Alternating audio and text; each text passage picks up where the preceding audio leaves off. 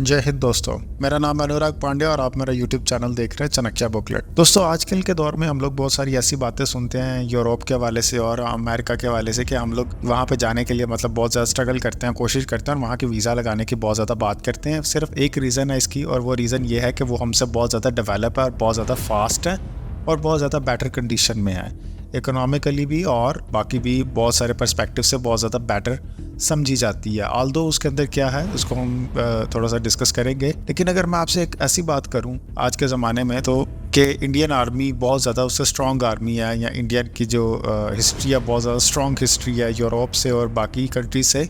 एक ऐसा मुल्क है जो इस वक्त बहुत ज़्यादा डेवलप कंसीडर किया जाता है, जर्मनी, ऑस्ट्रिया, हंगरी और तुर्की। ऑब्वियसली ये जो सारी कंट्रीज़ हैं ये इंडियन से जो इनकी इकॉनमी है इंडियन इकॉनमी से बहुत ज़्यादा बेहतर है और इनके जो वहाँ की करेंसियाँ बहुत ज़्यादा स्ट्रॉन्ग है। लेकिन अगर मैं आपसे ये बात कहूँ कि इन सब ने मिल के एक करीब टाइम में बहुत ज़्यादा पुराना, हमें पहले जाने की बात नहीं करनी पड़ेगी, 400-500 साल पहले नहीं जाना पड़ेगा। अगर मैं आपसे ये डिस्कस करूँ कि ये 100 साल पहले ये तमाम कंट्रीज़ जिनका मैंने अभी नाम लिया यानी जर्मनी, ऑस्ट्रिया और हंगरी और तुर्की, इन सब ने मिलकर इंडिया से लड़ाई जंग करने की कोशिश की और बुरी तरह मुंह की खाई, तो ये गलत नहीं होगा। जी हाँ, बिल्कुल।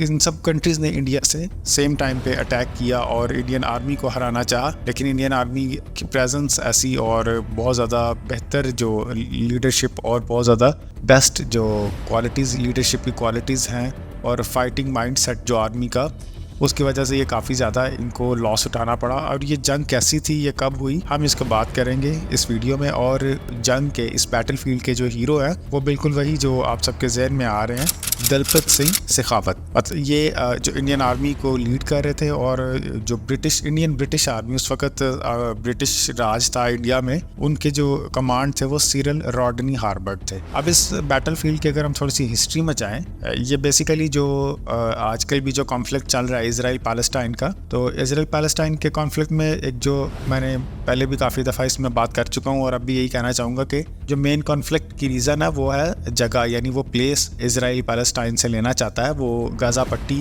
की प्लेस है वो लेना चाह रहा है। अब इस प्लेस में बहुत सारी ऐसी बातें हैं जिस पर काफ़ी डिटेल से बात की जाती है, लेकिन उस वक्त भी कुछ ऑटोमन एम्पायर जो कि तुर्क्स जिनको हम कहा जाता है, यानी तुर्की के जो लोग थे, तुर्की का जो एम्पायर था, उन्होंने ये डिसीजन लिया था कि हम अटैक करेंगे इजराइल पे और इजराइल से वो जगह ले लेंगे जो गाज़ा पट्टी उस वक्त तक इजराइल के पास थी। अटैक करने का उन्होंने सोचा और उसके बारे में ऐसे जो प्रोसीड करने का सोचा, उसके बारे में ये भी कहा जाता था कि इंडियन आर्मी उस वक्त से इजराइल के साथ थी। मतलब जो उस वक्त की इंडियन कमांडर्स थे और इंडियन लीडर्स थे, यहाँ पर अगर मैं ओपनली बात करूँ तो हिंदू कम्यूनिटी और जो सिखिज़म की कम्यूनिटी है वो उस वक्त भी इजराइल कम्यूनिटी के साथ बहुत ज़्यादा स्ट्रांगली अटैच थी, मेंटली भी और स्ट्रेटेजिकली भी इंडियन कम्युनिटी उनके साथ बहुत ज़्यादा अटैच थी और हर वक्त किसी भी मौके पर जब भी कोई ज़रूरत पड़ती तो उनके साथ रहती थी। और आजकल भी हम देख सकते हैं कि इंडियन आर्मी हर तरह इजराइल को सपोर्ट करती है और इजराइल की हर तरह की जो सपोर्ट होती है वो इंडिया को मिलती है। अब उस समय कुछ वर्ल्ड वॉर 1 भी चल रही थी और उस समय बहुत सारे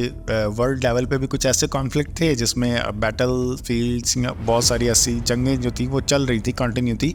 सबसे बड़ी इसकी एग्जांपल वर्ल्ड वॉर 1 की थी। अब उस समय जब किसी एक कंट्री का दूसरी कंट्री पे अटैक करना, ये कंसीडर एक वॉर किया जाता है, वॉर का सिंबल समझा जाता है। और ब्रिटिश इंडियन आर्मी को 2 कमांडर लीड कर रहे थे, एक सिरल रॉडनी हार्बर्ट ब्रिटेन से थे और यहाँ पे जो इंडियन आर्मी के जो कमांडर थे ब्रिटिश इंडियन आर्मी के, वो दलपत सिंह शेखावत थे। अब जितने आर्म्ड फोर्सेस थे उसमें ज़्यादा क्वान्टिटी थी वो इंडियन आर्मी के जवानों की थी। उस वक्त भी ज़्यादातर ये एशियंस ही थे, मतलब इंडियन ही थे। और जो दूसरी साइड जो कमांडर लीडर्स जो लीड कर रहे थे, जो एक आर्मी थी जो जिनको बहुत ज़्यादा गरूर था अपने ऊपर, वो ऑटोमन एम्पायर, जर्मन एम्पायर और ऑस्ट्रिया रशिया के साथ, ऑस्ट्रिया हंगरी मतलब जो मिल के एक एम्पायर उन्होंने बनाया हुआ था छोटा सा, ये सब की सब कंट्रीज इंडिया और इसराइल के खिलाफ लड़ रही थी। अब जो उनके जो लीडर्स थे, टॉप लीडर्स, उनमें एक जमाल पाशा था जो कि तुर्की से थे और दूसरे अनवर पाशा थे वो भी तुर्की से थे। तो और भी कुछ ऐसे लीडर थे जो जर्मन से थे, लेकिन जर्मनी सच उस वक्त भी हिटलर की कुछ बातें ऐसी चल रही थी जो कि आहिस्ता आहिस्ता ग्रो कर रही थी, जो कि वर्ल्ड वॉर 2 की तरफ उनको लीड करके गए थे।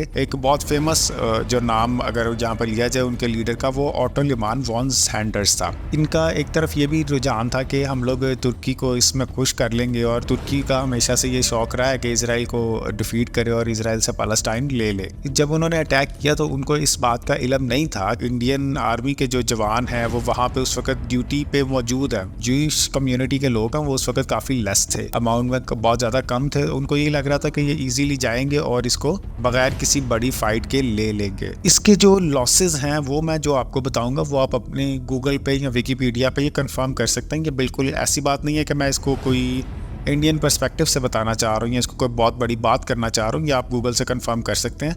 सबसे पहले तो ओपन बात ये थी कि ये वॉर जो थी ये ब्रिटिश इंडियन आर्मी जीत गई थी, और इसमें कोई शक नहीं था। इंडियन आर्मी के सिर्फ 8 जवान ऐसे थे जो कि उस वक्त शहीद हुए थे, जिन्होंने सेक्रीफाइस किया था, और ऑलमोस्ट 30 to 40 थे जो कि जिनको कुछ जख्म वगैरह लगे थे। अब दूसरी पार्टी की अगर बात की जाए, जो ओपोनेंट थे, वहाँ पे ऑलमोस्ट जो तादाद थी ये बहुत ज़्यादा थी। मतलब सबसे पहले तो ये था कि जो जर्मन बड़े बड़े ऑफिसर्स थे, उन 2 मेन ऑफिसर्स जो उनके थे वो उनको मतलब कैद कर लिया गया था। 23 ऑटोमन ऑफिसर्स मतलब जो तुर्की के ऑफिसर्स थे उनको भी कैद कर लिया गया था, और 664 पर्सन थे जो उनको कैद कर लिया गया था। टोटल जो इंडियन आर्मी ने जो प्रिजनर्स बनाए थे, जो कैदी बनाए थे, वो 1350 से 1360 के दरमियान का फिगर है।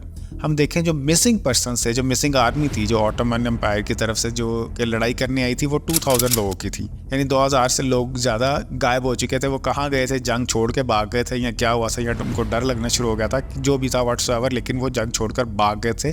ये कोई तकरीबन 2000 लोग थे। आगे चल के अगर बात की जाए, इसमें और से बहुत सारे फैक्ट्स और फिगर्स हैं, बताने के लिए वीडियो काफ़ी लंबी हो जाएगी, लेकिन मैं आपको एक यहाँ पे इंडियन हीरो का यहाँ पे जिक्र करना चाहूँगा, जो बहुत ज़्यादा ओपनली, जिसको कभी भी कहा नहीं जाता, मतलब इतना ज़्यादा उसको अप्रिशिएट नहीं किया जाता। हाइफा में एक उनके नाम का एक स्टैचू बनाया गया है, हाइफा, जो कि इजराइल में जगह है। जो इंडियन आर्मी को जो लीड कर रहे थे, मैं उनकी बात कर रहा हूँ, दिलपत सिंह सखावत। उनको भी इस चीज़ की काफ़ी ज़्यादा कदर है, और ये इनका ताल्लुक जो था वो जोधपुर की साइड से था, और इन्होंने इंडियन आर्मी को भी बहुत ज़्यादा अपनी सर्विसेज प्रोवाइड की थी। और इसके साथ साथ 23 सितंबर को हाइफा डे सेलिब्रेट किया जाता है इंडिया में, इसी जंग के द्वारा। इसी जंग को अप्रिशिएट किया जाता है कि हम ये जंग विन कर गए थे। ब्रिटिश इंडियन आर्मी ने हमेशा इसको एक कैंपेन की तरफ से देखा था कि ये वर्ल्ड वॉर की ही वजह का एक इशारा बन रही थी, कि ये भी इसकी वजह बनी थी वर्ल्ड वॉर जीतना या जो भी था। अब ये वॉर जब शुरू हुई थी और जब ख़त्म हुई थी, अब उसकी तरफ अगर हम आए तो ये 23 सितंबर 1918 को ये मतलब वॉर का स्टार्ट हुआ था, और कुछ ही दिन चली थी क्योंकि ये हार गए थे बहुत जल्दी। जो इंडियन आर्मी के जो कमांडर थे, जो लीडर थे, दिलपत सिंह सखावत, वो इस वॉर में मतलब लाइफ को सेक्रीफाइस कर गए थे, कौम के पीछे शहीद हो गए थे, और उनको आज भी बहुत ज़्यादा याद रखा जाता है। उम्मीद करता हूँ ये वीडियो आपको पसंद आई होगी, इन्फॉर्मेटिव लगी होगी। मेरे चैनल को लाइक करें, सब्सक्राइब करें, और दोस्तों के साथ शेयर ज़रूर करें। अपना ख्याल रखिएगा। Have a nice day.